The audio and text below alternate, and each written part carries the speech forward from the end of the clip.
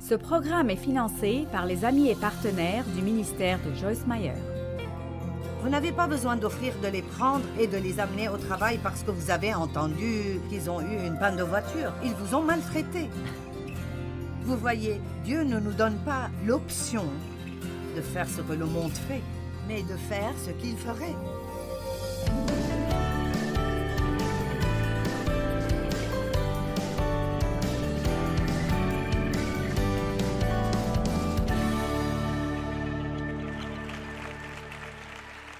Romains chapitre 6. Laissez-moi juste vous dire quelque chose à propos de l'épître aux Romains.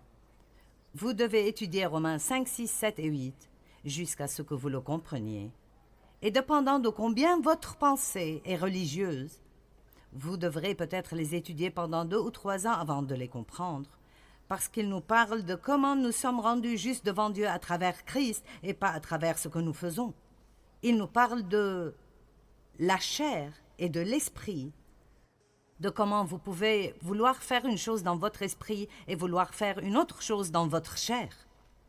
L'apôtre Paul parle de son dilemme de la même façon dont nous le traversons. « Oh, quel est mon problème? Ce que je veux faire, je ne peux pas le faire. Ce que je ne veux pas faire, je finis par le faire. J'essaye de pratiquer le bien, mais il y a quelque chose qui me fait faire ce qui est mauvais. Misérable homme que je suis, qui me délivrera de ce corps de mort? » Et puis il y arrive à travers Christ. Donc Paul disait, je reconnais qu'il y a 2 choses qui travaillent en moi. Une partie veut faire le bien et l'autre partie veut faire le mal. J'ai besoin d'aide ici.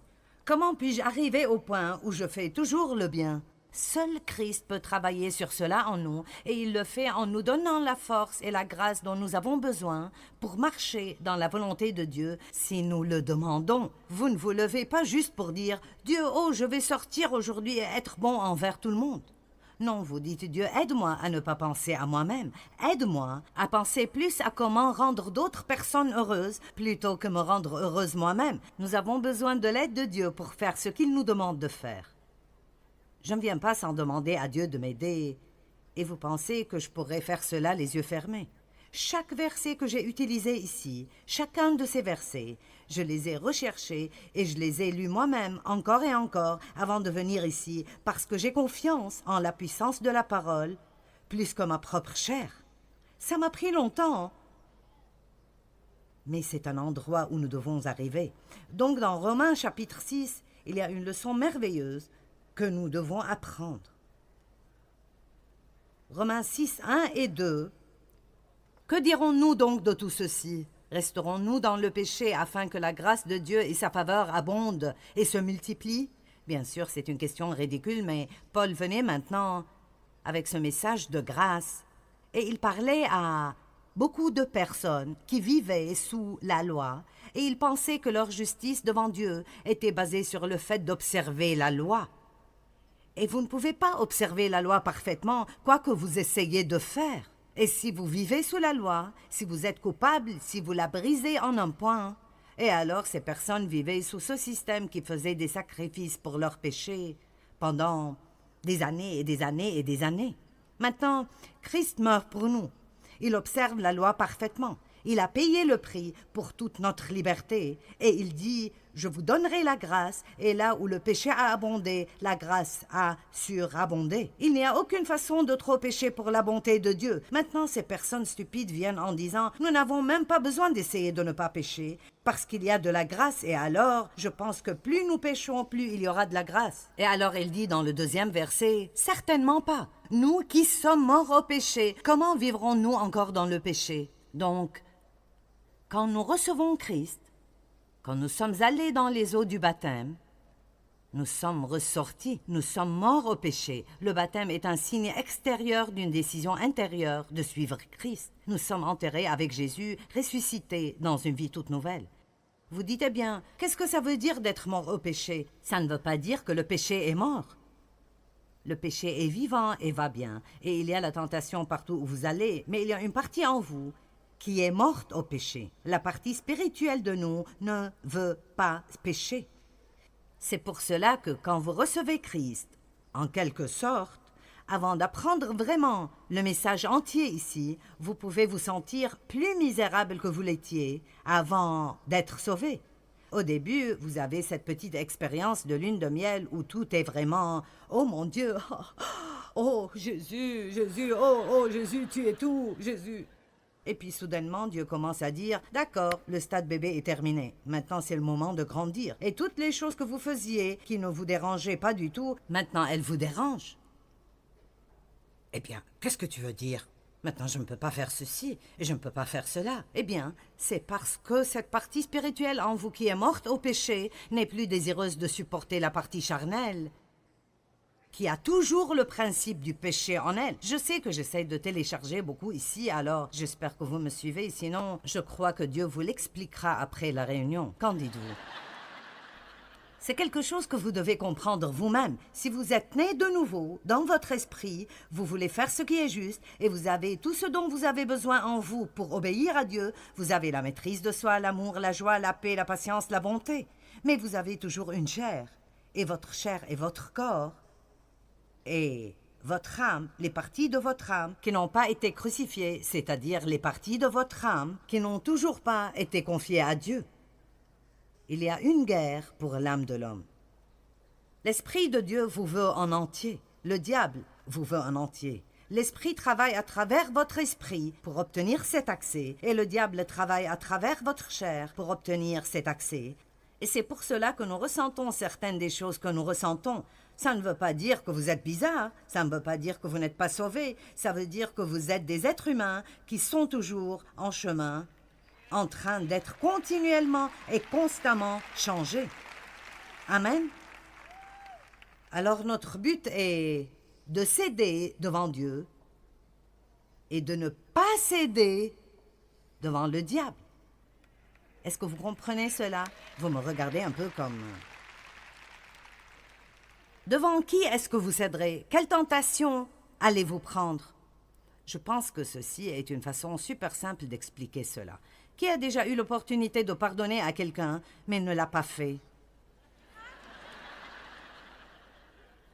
Ne me faites pas ces grimaces. Si je dis « qui veut un miracle », vous pouvez lever les mains. Pensez à cela. N'avez-vous jamais été tenté de donner plus que vous donnez?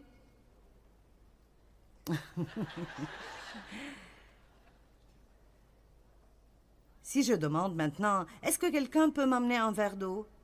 Il y aurait une ruée en masse vers la porte pour m'amener un verre d'eau. Mais si votre mari passe à côté de vous à la maison et dit « Pourrais-tu m'emmener un verre d'eau ?» Vous dites « Tu me prends pour une esclave ?»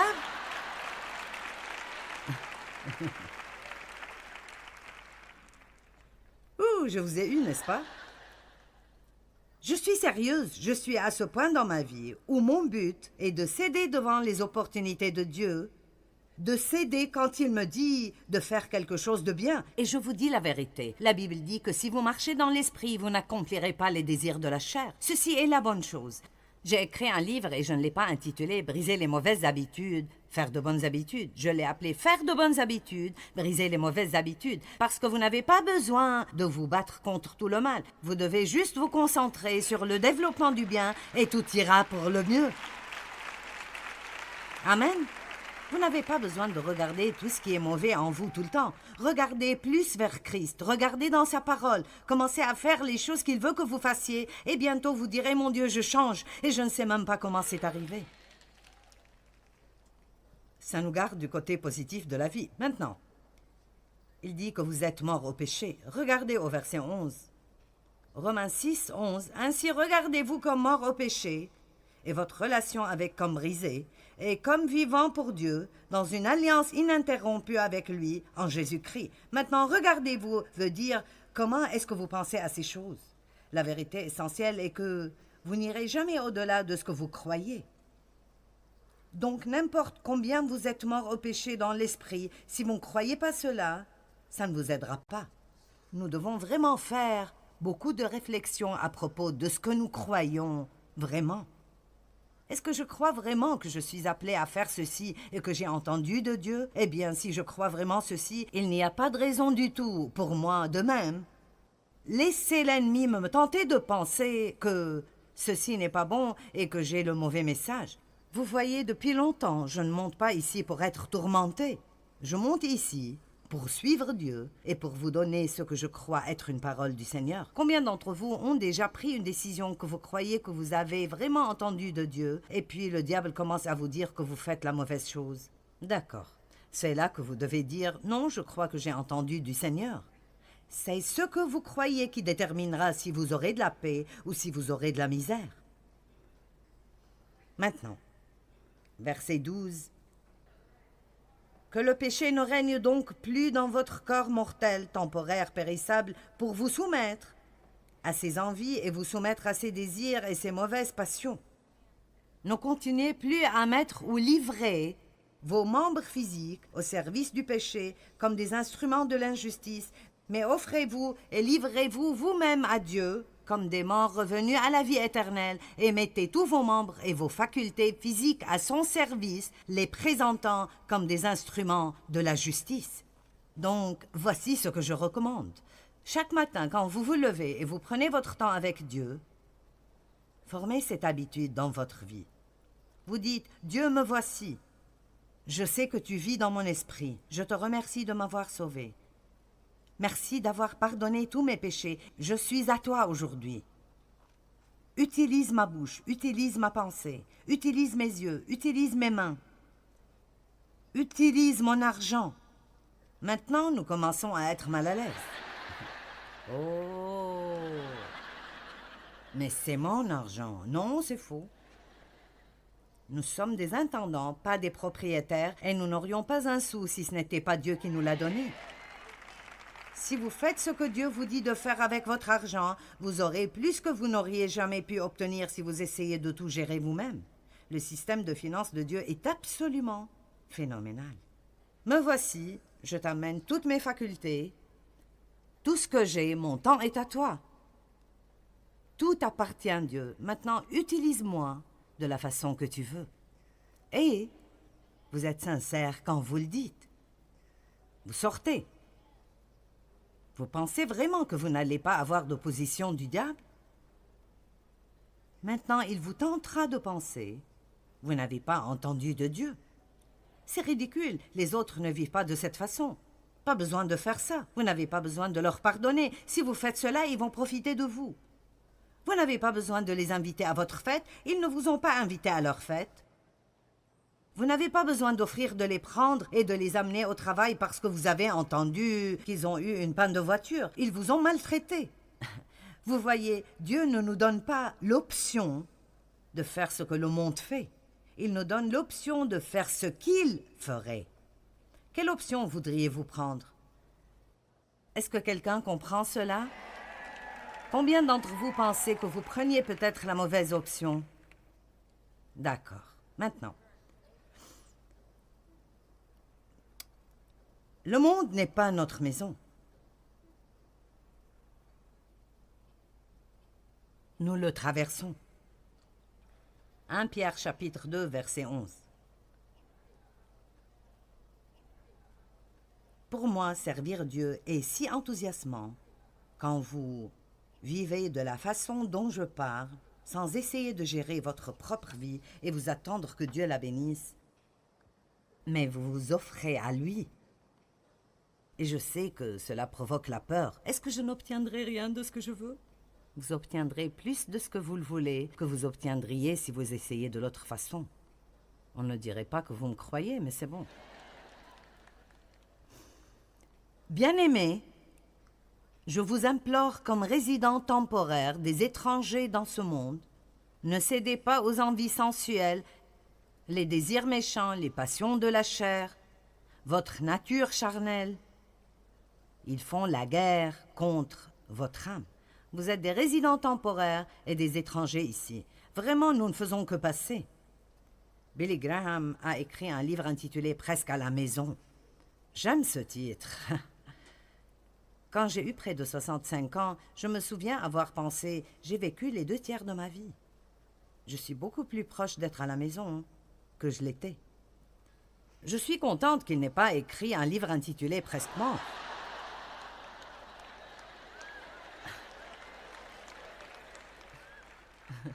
Pensez-y, Nous ne faisons que passer, ceci n'est pas notre maison. Plus vous grandissez, plus vous êtes près de rentrer. Et je veux vivre ma vie en m'occupant un peu plus de l'éternité, parce que c'est beaucoup plus long que ces quelques années, même si je vis 100 ans. Et vous savez, je me souviens d'un temps où si j'aurais fait face à la mort, j'aurais été si effrayée et je me serais sentie si trompée parce que ma vie n'était pas si bonne jusqu'à ce point. Mais je peux honnêtement vous dire que je suis prête et j'ai eu une bonne vie et Dieu a accompli sa parole et il m'a donné quelque chose de grand à faire en me laissant prêcher la parole. Mais ce n'est pas par accident. Beaucoup de cela est les choix que nous faisons. J'aurais pu rester amère et haïr mon père jusqu'au jour de ma mort, mais j'aurais juste détruit ma vie ici. Je n'aurais pas pu faire ce que je fais maintenant. Nous avons des options. Est-ce que vous comprenez? Vous n'avez pas à juste vivre comme le monde ou faire tout ce que la chair vous demande de faire. Nous avons une option et notre option est qu'à travers la puissance du Saint-Esprit, nous pouvons résister aux tentations de Satan et nous pouvons nous soumettre à Dieu et nous pouvons être des gens qui, à chaque fois qu'ils ont l'opportunité de faire quelque chose de bien, nous le faisons. Ouh!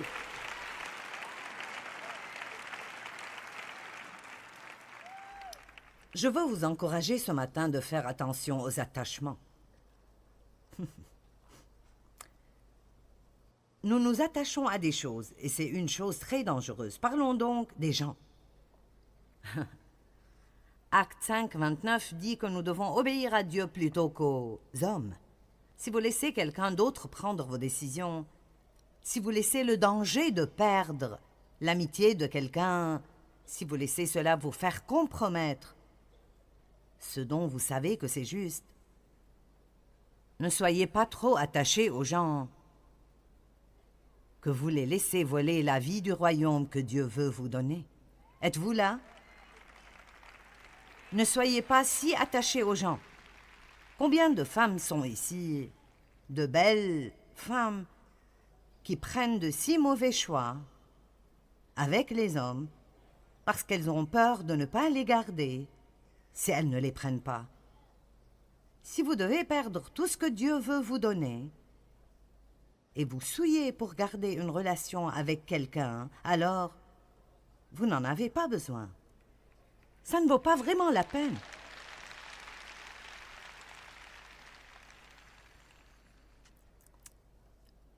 Si nous nous occupons trop de notre réputation avec les gens, nous paierons un prix élevé. Il y a un prix élevé pour la vie misérable. Et à propos d'être attaché à des endroits, je me demande combien de gens sont attachés à une église où ils allaient pendant la plus grande partie de leur vie. Ils ne sont pas nourris spirituellement là-bas. Ils ne reçoivent rien. Ils ne grandissent pas.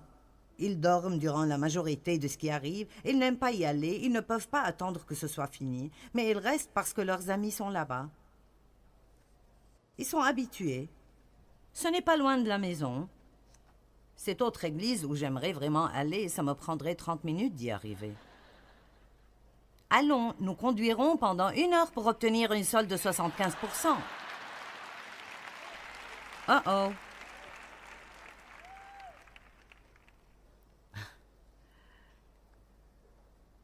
Vous ne pouvez pas être attaché à des endroits.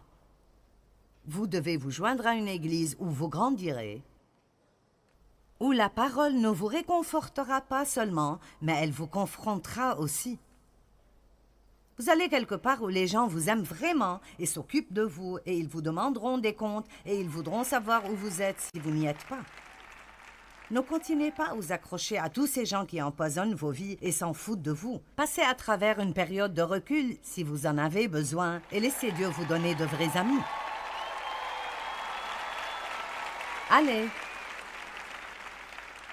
Pensons à Abraham pendant 1 minute. Genèse 12, 1 à 4. Ceci est probablement le meilleur exemple que je connaisse.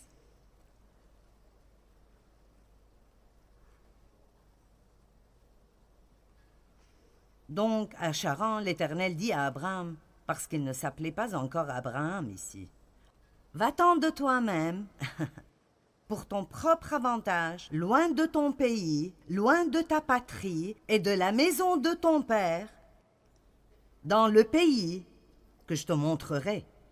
Je ferai de toi une grande nation, et je te bénirai avec une augmentation de faveur. Je rendrai ton nom grand, et tu seras une source de bénédiction. Tu donneras le bien aux autres. Maintenant, la chose que vous ne savez peut-être pas est qu'Abraham et sa famille étaient des adorateurs d'idoles. Et Dieu a interrompu la vie d'Abraham et lui a donné une option. Il a dit, regarde, si tu es prêt à t'éloigner de tout ceci, je me demande combien il était attaché à sa maison, à son pays, à ses cousins, à tous ses amis.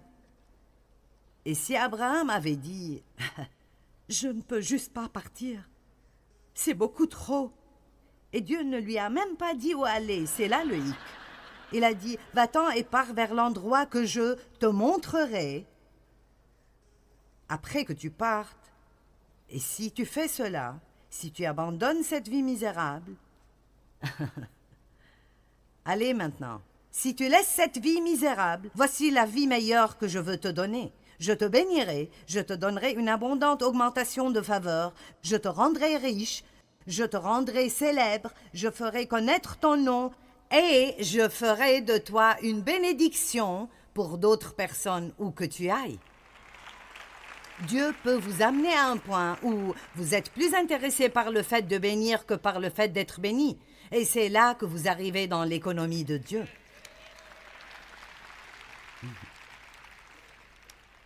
Ne soyez pas attachés à des positions. Amen. J'ai travaillé dans une église dans ma ville pendant 5 ans. Je recevais mon salaire là-bas. Je n'avais pas à croire pour cela. Le pasteur, si. Et j'ai eu quelques opportunités là-bas, mais Dieu avait de plus grandes opportunités qui m'attendaient.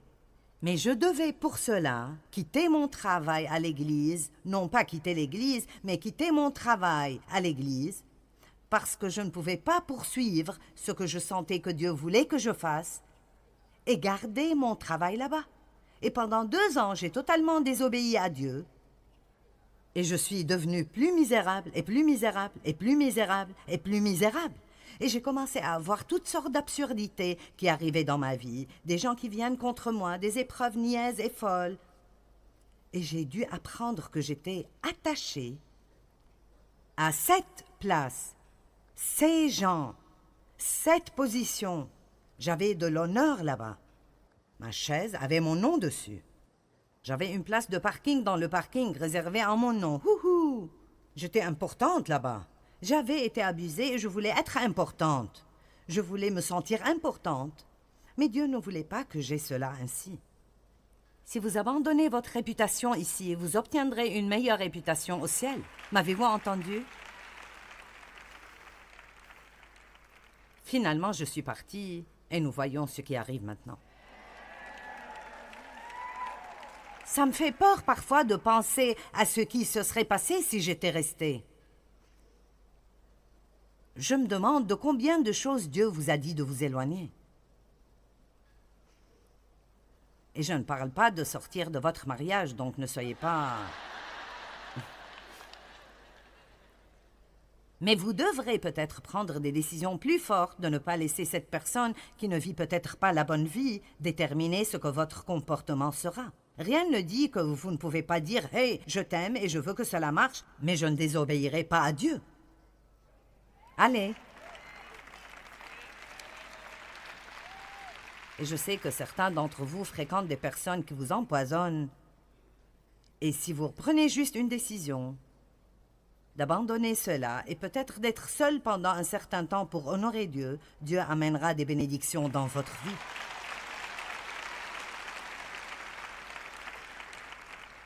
Jean-Baptiste était complètement prêt à donner sa position quand Jésus est apparu sur la scène. Il était un précurseur de Jésus. Et quand Jésus est venu, il a dit, il doit augmenter et moi, je dois diminuer. Nous devons savoir comment discerner les saisons dans nos vies. Et il y avait une longue période de temps, une longue saison où Dave et moi, nous gérions tout dans le ministère. Nous étions impliqués dans chaque décision et c'est arrivé au point où ça me tuait. Parce que je voyageais trop et je ne pouvais pas faire tout ça. Et je ne voulais même plus le faire, et Dieu a pourvu nos 2 fils. Et j'aimais le fait qu'ils travaillaient ici et aidaient avec le travail, mais nous ne voulions pas leur donner de l'autorité.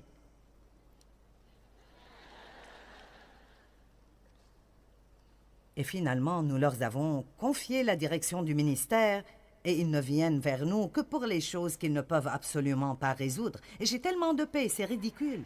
C'est merveilleux. Et beaucoup de choses sont devenues mieux. Mais vous voyez, je devais être prête à donner la torche et à entrer dans une nouvelle saison dans ma vie. Eh bien, il y a un coût élevé pour la vie misérable. Nous pouvons choisir de plaire aux autres et abandonner la vie que nous pourrions avoir en Dieu, ou nous pouvons suivre Christ. Et tout ce que nous abandonnons pour le royaume amènera ultimement la meilleure vie que Dieu peut possiblement nous donner. Le choix vous appartient.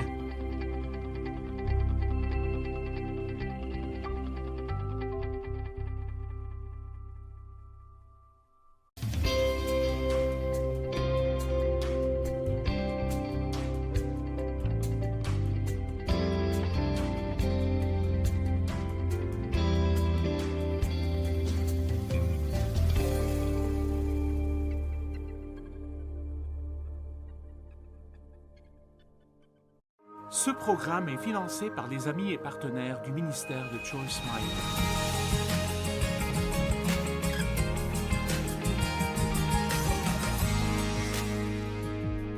Si vous ne réussissez pas au départ, vous êtes normaux. Amen. Tout le monde sortira d'ici en se sentant mieux dans sa peau que quand vous êtes entrés. Combien d'entre vous se sentent coupables aujourd'hui concernant quelque chose? D'accord. C'est plus que 50% des gens, et certains d'entre vous sont juste trop fatigués pour lever la main. Vous savez, nous ne sommes pas faits pour la culpabilisation. Parce que Dieu ne nous a pas façonnés de façon telle que nous puissions fonctionner avec l'auto-accusation. Et l'auto-accusation peut avoir des effets très adverses, même sur votre santé. Ils ont en fait prouvé que quand les gens se sentent coupables, ils produisent des hormones qui mènent à la maladie. J'ai été dans un asile psychiatrique une fois pour servir avec un groupe de personnes et je me rappelle toujours qu'il y avait beaucoup de personnes là-bas qui disaient « Tout est de ma faute. Tout est de ma faute. C'est de ma faute. » Vous savez, vous avez le pardon même avant d'avoir péché. Parce que Jésus a déjà payé pour toutes nos fautes et nos faiblesses. Et tout ce que vous devez faire est de vous repentir, faire demi-tour et aller dans la bonne direction, et puis recevoir ce que Dieu a déjà pourvu. Nous passons beaucoup de temps à demander des choses.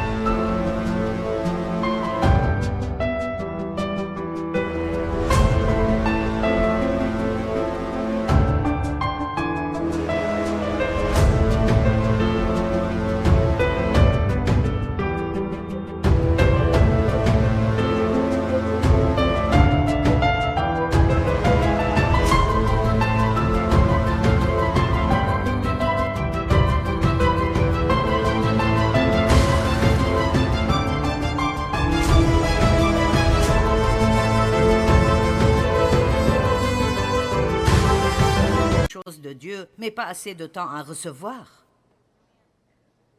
Je vous suggère donc ce soir qu'au moins 3 fois par jour, vous disiez à haute voix « Dieu m'aime ». Et ensuite, arrêtez et digérez ces mots. Dieu m'aime à moi. Quand j'essayais de dépasser tout l'abus que j'ai traversé et je me sentais mal dans ma peau, et il y a des personnes ici qui se sentent mal dans leur peau. Vous ne vous aimez pas, vous passez votre temps à vous comparer à d'autres personnes et à essayer d'être comme d'autres personnes. Le diable vous a assuré que vous êtes un peu bizarre parce que vous n'êtes pas comme tous les autres. Eh bien, Dieu merci, vous n'êtes pas comme tous les autres. Combien ce serait ennuyeux si nous étions tous l'un comme l'autre. Et j'entendais que Dieu m'aimait, mais je ne le comprenais pas. Vous pouvez entendre quelque chose et savoir que vous en avez besoin, mais vous ne ressentez toujours pas que vous l'avez.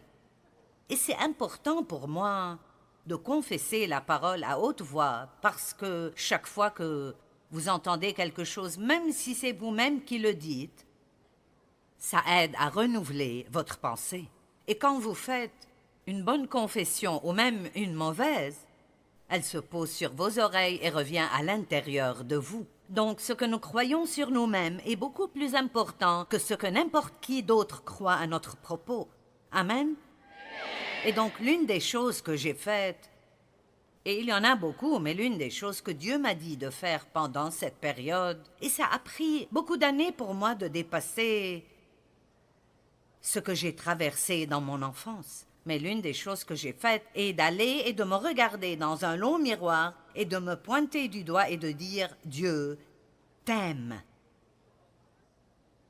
Et vous devez faire cela jusqu'à ce que vous ayez cette révélation. Ceci est quelque chose que nous entendons tout le temps, et je sais que vous l'avez probablement entendu d'une façon ou d'une autre dans chaque réunion d'église. J'ai pensé commencer mon message avec ceci de nouveau, mais je me moque de combien de fois vous l'avez entendu. Jusqu'à ce que vous le compreniez, vous devez continuer à l'entendre plus et plus et plus. Si nous savons que nous sommes aimés, nous ne vivrons pas dans la peur. L'amour parfait, et seul Dieu peut nous donner cela, bannit la crainte, parce que nous savons que s'il nous aime assez pour envoyer son Fils unique mourir pour nous, sûrement il prendra soin de nous dans chaque situation qui survient dans notre vie si nous lui faisons confiance. Vous êtes entre de bonnes mains. C'est normal d'être imparfait et de commettre des erreurs. Maintenant, Matthieu chapitre 22, 36 à 39 dit « Maître, quel est le plus grand commandement de la loi ?» Jésus lui répondit « Tu aimeras le Seigneur, ton Dieu, de tout ton cœur, ton âme et ta pensée. C'est le premier et le plus grand commandement. Et voici le second qui lui est semblable. Tu aimeras ton prochain comme tu t'aimes toi-même. » Donc, je crois que l'amour que Dieu a pour nous et nous donne doit être un cycle dans notre vie que nous travaillons avec Dieu pour compléter. Dieu nous aime. Nous recevons cet amour qui équivaut à s'aimer soi-même d'une façon équilibrée. Oui, j'ai dit que vous devriez vous aimer d'une façon équilibrée. Oui, j'ai dit que vous devez vous aimer. Vous voyez? Nous pensons que ce n'est pas juste de dire ça. C'est comme je ne sais pas. Je n'ai pas dit soyez amoureux de vous-même. J'ai dit aimez-vous. Si Dieu peut nous aimer, alors sûrement nous pouvons nous aimer. Une fois, je me suis avancée vers l'autel avec l'une de mes amies, très tôt dans ma marche avec Dieu pour recevoir une prière. Et le pasteur lui a demandé ce pourquoi elle voulait une prière et elle a dit « Je me hais ». Et le pasteur a reculé et a mis ses mains sur ses hanches et il a dit « Qui penses-tu être » Après que Dieu ait envoyé son Fils pour souffrir et mourir pour toi, comme il l'a fait, et après t'avoir aimé tellement inconditionnellement, qui es-tu pour te haïr? Et si vous regardez vraiment ça comme ça, vous voyez, nous oublions parfois ce que Dieu a fait pour nous en Christ. En titre de fête, je pensais à cela pendant la louange. Je ferai un enseignement intitulé « Qu'est-ce que c'est qu'être né de nouveau ?»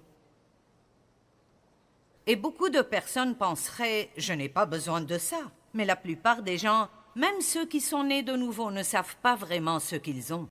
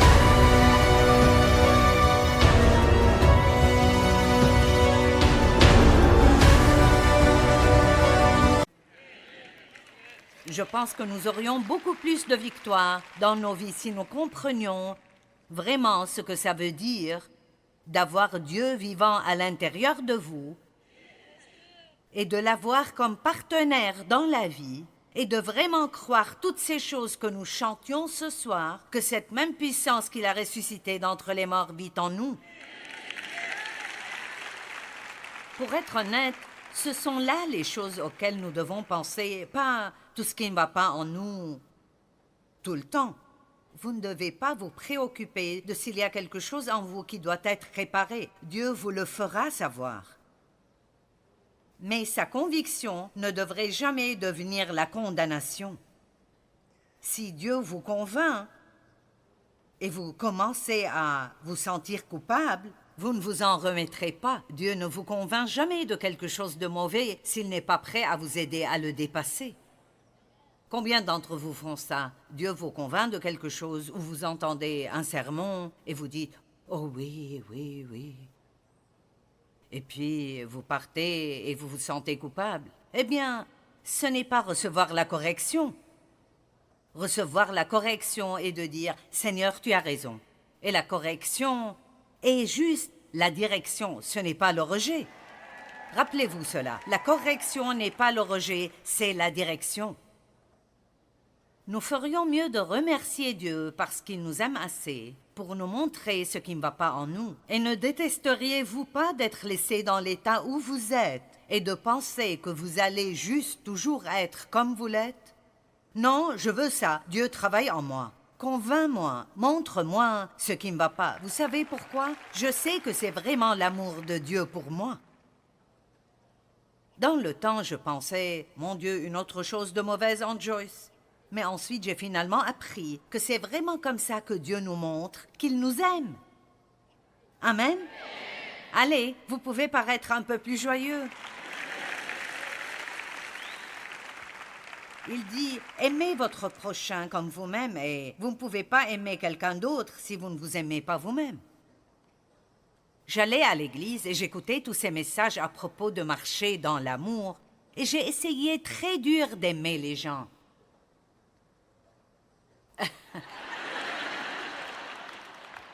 Et ils m'énervaient tellement. Et je voulais les changer tous. Allez, vous riez parce que vous savez que c'est vrai. Mais je ne comprenais pas, si je voulais tellement cela, pourquoi je ne pouvais pas le faire. Et Dieu m'a appris, c'est parce que tu ne t'aimes pas toi-même. Vous m'avez peut-être entendu dire ceci avant, mais je répète, vous ne pouvez pas donner ce que vous n'avez pas.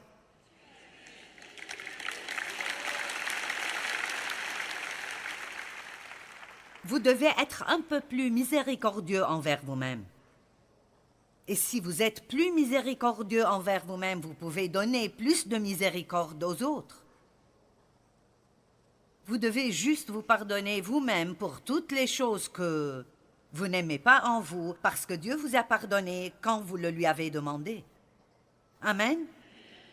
Arrêtez de parler à Dieu à propos de choses qu'il a déjà oubliées. La Bible dit qu'il nous pardonne et qu'il oublie et qu'il jette nos péchés aussi loin que l'Est est de l'Ouest. Donc arrêtez de parler à Dieu à propos de choses dont il ne se rappelle plus.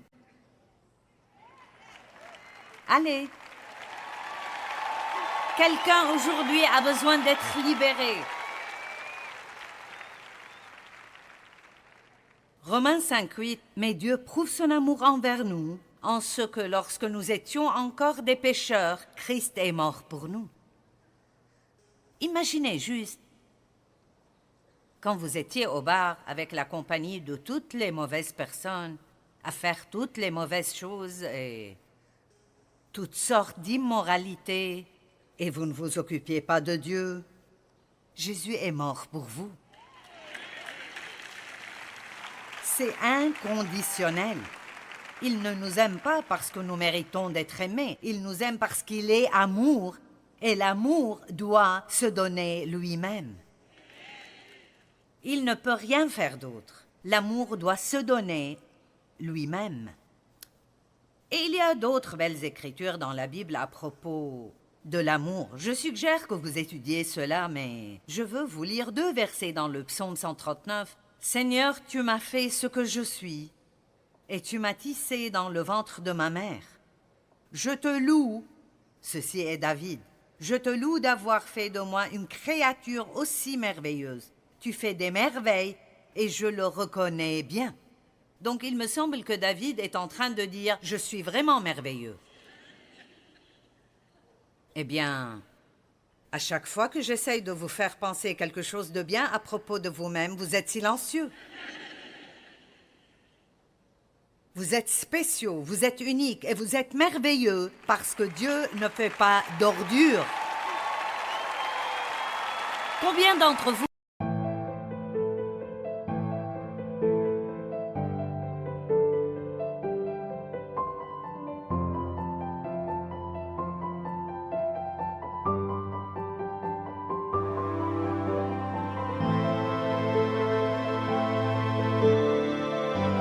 croient que Dieu vous a créé? D'accord.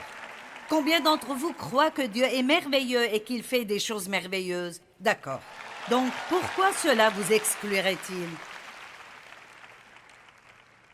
Oui, c'est une bonne question. Merci, mon frère. C'est une très bonne question. Maintenant, je vais dire quelques trucs ce soir et j'espère bien que ça vous fera penser. John Maxwell dit que nous pouvons échouer vers l'avant. Que veut-il dire? Il veut dire que si nous échouons dans quelque chose, si nous sommes prêts à apprendre de nos erreurs, ça pourrait en fait nous aider plus tard dans notre vie et dans notre marche avec Dieu. Mais maintenant, écoutez. Tant que vous vous sentez coupable concernant les échecs ou les erreurs, vous n'en apprendrez absolument rien, donc vous continuerez à les faire encore et encore et encore et encore. Et je vous le répète parce que je sais que vous en avez besoin. D'accord, disons juste que... Supposons que vous venez demain et j'enseigne un message exaltant sur la bouche. Et tout le monde ici est convaincu. Vous avez pris la décision, c'est décidé, je vais faire attention à mes mots. J'ai entendu cela, Seigneur. Oui et amen. Mais vous vous sentez vraiment coupable concernant vos paroles et la façon dont vous avez parlé aux gens. Et donc, si vous faites ça, cette culpabilisation vous gardera d'apprendre ce que vous devez apprendre pour pouvoir vous améliorer par la grâce de Dieu et ne pas le refaire. Vous m'entendez? Tant que vous vous sentez coupable concernant vos fautes passées, vous ne pourrez rien en apprendre. Vous continuerez à les répéter. Peut-être une fois de plus et nous comprendrons. Ceci est vraiment une vérité très profonde. Parce que, vous voyez, nous pensons que nous sommes supposés nous sentir coupables. La Bible dit « Pleurez à cause de votre péché ». Il y a un temps pour pleurer, mais il y a un temps pour lâcher prise et continuer. Je ne suggère pas de prendre nos péchés à la légère et de juste en rire comme si de rien n'était. Si vous aimez Dieu, vous pleurerez si vous sentez que vous avez fait quelque chose qui le blesse. Mais vous pouvez très rapidement recevoir la grâce de Dieu et le remercier parce qu'il vous la montre. Vous n'avez pas besoin de vous sentir coupable. Et si c'est ce que vous sentez, tant que vous vous sentez coupable concernant votre erreur, vous n'apprendrez jamais rien d'elle et vous continuerez à les répéter encore et encore et encore et encore. Je pense que finalement, peut-être vous commencez à m'entendre. Pouvez-vous m'entendre au fond? D'accord. Oh, j'en ai une autre ici pour vous qui éclatera vraiment votre bulle religieuse. L'échec n'est pas final et il n'est pas fatal. Ce n'est pas vraiment comment vous commencez, c'est comment vous finissez qui fait toute la différence dans la vie. L'échec fait partie de la condition humaine. Si vous faites des erreurs, vous êtes normaux. J'avais un grand problème avec la faiblesse parce que ma mère avait une nature plutôt faible. Elle était craintive, elle avait peur de mon père et donc elle savait qu'il abusait de moi sexuellement. Mais elle n'a rien fait pour me protéger. Et donc, Dieu merci, je n'ai jamais détesté ma mère. J'ai en quelque sorte une compréhension du fait qu'elle ne pouvait rien faire d'autre. Mais je haïssais la faiblesse. Et j'étais déterminée de ne jamais être comme ça, de toujours être forte. Et je voulais confronter les choses. Et donc je vous le dis, quand j'ai commencé mon cheminement avec Dieu, il a commencé à me montrer des choses que je devais lui donner pour qu'il m'aide à les dépasser. Et croyez-moi, après une enfance comme ça, j'étais une dame très amochée. Et j'avais besoin d'autant d'aide que possible. Mais oh, je ne pouvais pas supporter d'échouer ou si j'essaie quelque chose mais ça ne marche pas, ou si je croyais que Dieu m'avait dit quelque chose et à la fin j'ai trouvé que ce n'était pas Dieu. Je ne savais pas comment avoir tort ni comment faire des erreurs. Et je me souviens quand Dieu m'a dit, et vous penserez peut-être que ça semble être étrange, mais il a dit « Joyce, tu as la permission d'avoir des faiblesses. »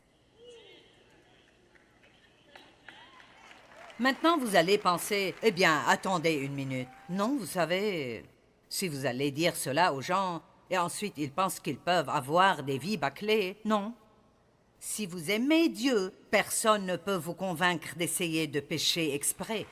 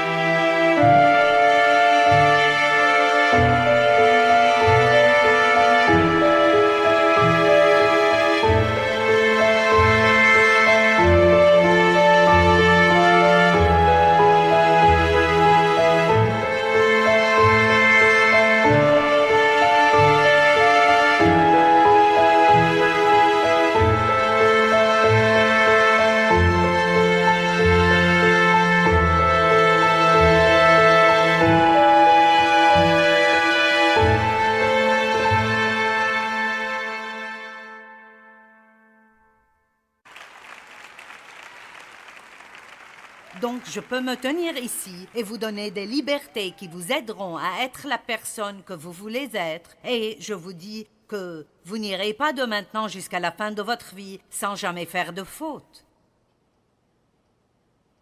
Pardon. Il y a une différence. Maintenant, ceci est quelque chose d'important. Il y a une différence entre la faiblesse et la méchanceté.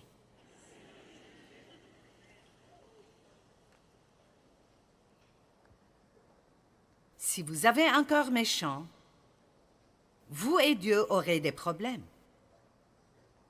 Mais si vous avez des faiblesses, c'est pour cela qu'il a envoyé Jésus.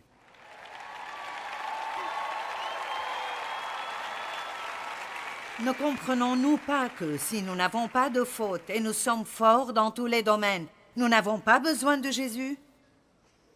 Il n'est pas venu pour ceux qui sont en bonne santé, mais pour les malades. Il est venu pour ceux qui sont malades dans leur esprit, ceux qui ont des fautes, ceux qui ont des problèmes. Et c'est si libérant quand vous apprenez que le monde ne s'écroulera pas à chaque fois que vous faites une erreur. Et c'est si merveilleux quand vous êtes assez libre pour dire « J'ai pensé que j'ai entendu Dieu, mais ce n'était pas Dieu ». Combien serait-ce libérant de pouvoir dire ouvertement « J'ai fait une erreur, je suis désolé ».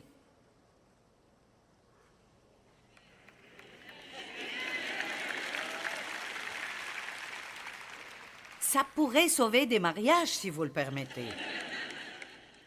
Savez-vous combien ces mots sont merveilleux? Au lieu d'avoir deux personnes qui se disputent et chacune essaye de prouver qu'il a raison. Mon fils aîné, David, était comme ça, et il a dit quelque chose il y a quelques années que je redis parfois. Il a dit, vous savez quoi? Avoir raison, c'est très surfait. Vous n'en tirerez pas autant que vous pensez. Donc, dites juste, j'avais tort, je suis désolée. Eh bien, vous ne parlez toujours pas tellement, mais... Une personne ici a applaudi un peu. D'accord, regardons quelques personnes. Le roi David a commis l'adultère et le meurtre. Et pourtant, Dieu a dit que David était un homme selon son cœur. Maintenant, comprenez cela. Écoutez-moi, si vous pouvez juste comprendre cela, si vous ne comprenez rien d'autre de ce que je dis, je sais que ça m'aidera et j'espère que ça vous aidera. Vous savez pourquoi il pouvait dire cela à propos de David? Bien que David soit passé par ce temps dans sa vie où il a montré la faiblesse et est tombé dans l'adultère, et puis pour essayer de cacher cela, il a fait tuer le mari de Bathsheba et il a menti. Ça a pris 1 année entière pour qu'il se repente. Il a continué d'essayer de s'en cacher. Et quoi à propos de Pierre? Il a renié Christ, et pourtant c'est l'un des plus grands apôtres. Et j'ai senti que Dieu m'a dit, David a fait plus de choses justes dans sa vie que de mauvaises. Et je pense que Dieu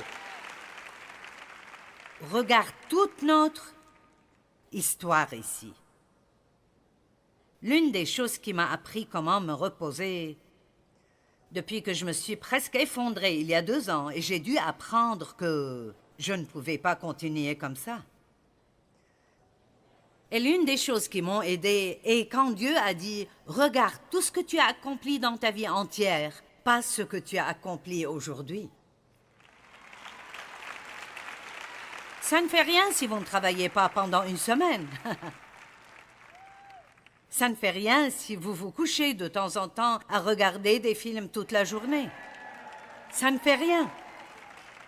Regardez ce que vous avez fait toute votre vie, pas ce que vous faites aujourd'hui. Qui se sent coupable quand il essaye de se reposer? D'accord, quand je dis « bingo », vous devez avoir été libéré. Et je vous dirai quelque chose. Vous ferez plus de bonnes choses dans votre vie que de mauvaises. Ça vaut la peine de le dire encore. Nous ne pouvons pas donner ce que nous n'avons pas nous-mêmes. Si nous comprenons et nous recevons l'amour de Dieu, son amour complet pour nous, nous pourrons donner cet amour aux autres plus facilement.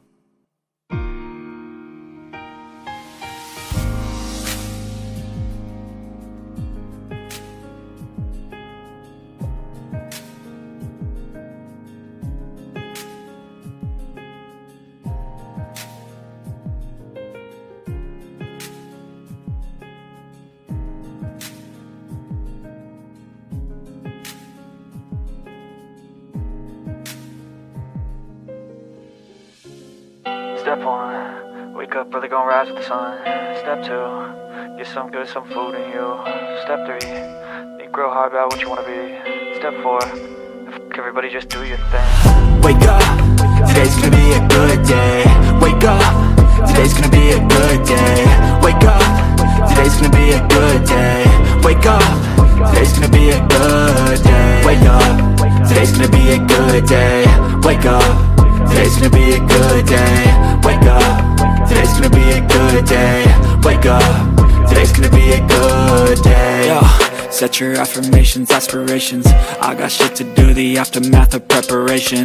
Good food, good mood, blood in circulation. One step at a time, yeah, that's how you make it. Set a goal you control and the steps you take them. I try to pick one thought, have some concentration. And if I make a mistake, it's called education. I try to do this every day, call it replication. Wake up, today's gonna be a good day. Wake up, today's gonna be a good day. Wake up, today's gonna be a good day. Wake up, today's gonna be a good day. Wake up, today's gonna be a good day. Wake up, today's gonna be a good day. Wake up, today's gonna be a good day. Wake up, today's gonna be a good day. So life ain't easy, yo, I think there's a reason though. Ups and downs, just like every different season, yo.